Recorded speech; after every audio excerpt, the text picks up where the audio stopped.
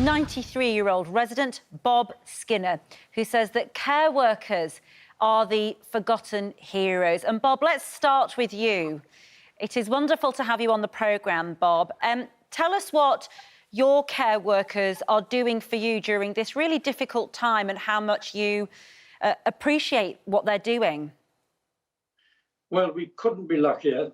We're much more helped here than anywhere else. I can't imagine if I'd been at home by myself now, what it would have been like. I just couldn't have managed.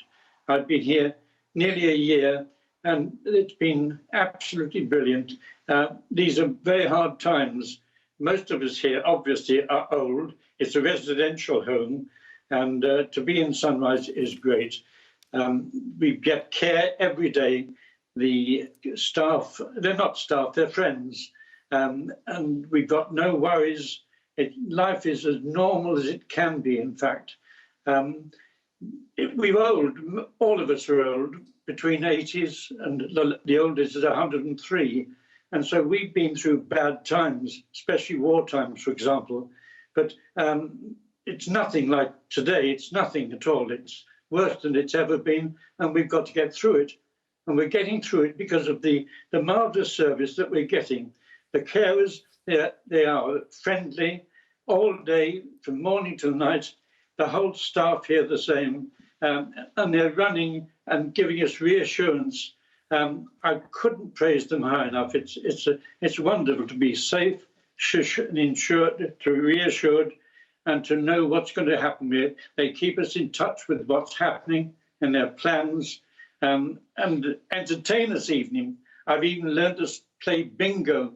And we have poetry. We have we can manage to walk in the garden. Obviously, continuing the rules. We wouldn't break the rules anyway. And one miss, obviously, and it would be even worse if we were home, is to have no visitors. And I can't go out on my mobility scooter, but I miss seeing our family and my friends, especially my two little great-granddaughters, Claudia and Rosa. But it'll come. They'll come back. Undoubtedly. And I'm so grateful.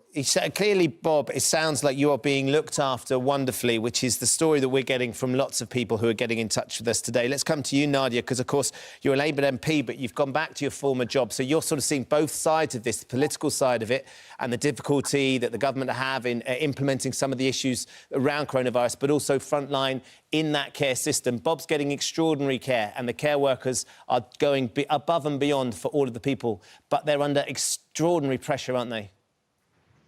Yes, and that's the reason that I returned to my former job, was that I knew that social care was already struggling, and that's because of a decade of underfunding and cuts. And I really worry that the social care system is in danger of falling apart under this pandemic. How difficult it is for you, Nadia, at the moment? What are you seeing frontline in your care home where you're working? People are extremely scared, that's staff and residents, and that's partly because the social care system has never been properly funded and is just not prepared for this pandemic. But it's also because we don't have adequate PPE, and the government isn't rolling out routine testing and contact tracing, particularly for health and social care workers. So everybody who's working in the care home and who lives there knows that they're risking their lives to provide care for people. And they are the most vulnerable of this whole pandemic. Sue Lerner from carehome.co.uk. Are you, what are the people who run those care homes telling you about the amount of protective equipment that's available for them, how much they want testing, all the things that we're hearing about NHS workers, but actually perhaps the care home workers who are really in the front line with those who are most vulnerable are being overlooked?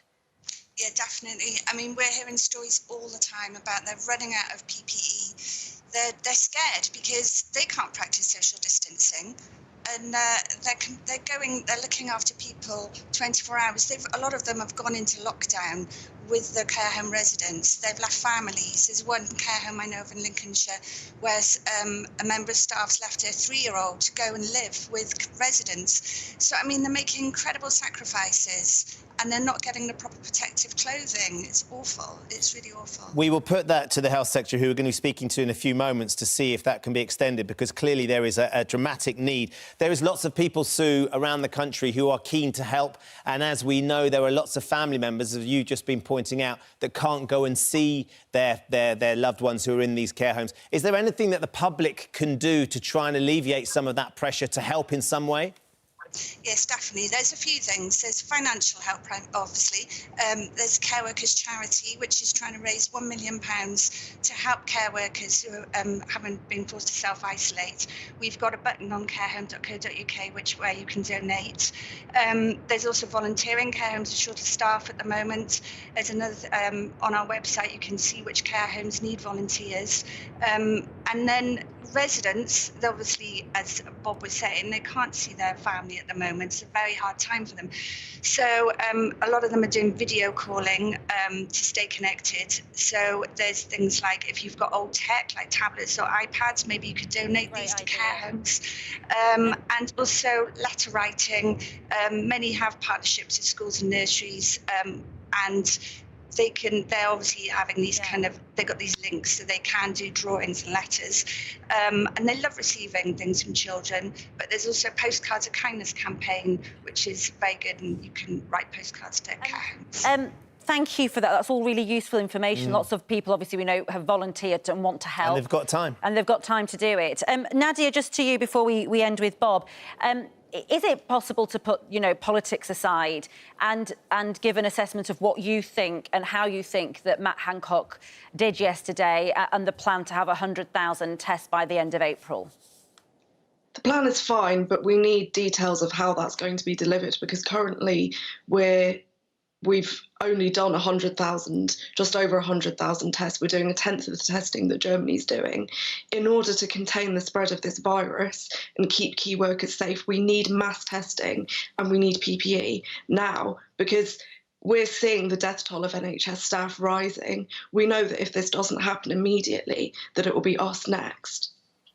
That's a stark warning, isn't it? And I imagine many care home workers are feeling the same this morning as they go into work. Let's go to you, Bob, for one last word. You've spoken so eloquently about the wonderful care that you're getting where you are, and clearly you're staying very positive. What sort of advice can you give to people who are around the country and are isolating and maybe feeling lonely about staying positive and trying to keep their smile on their faces?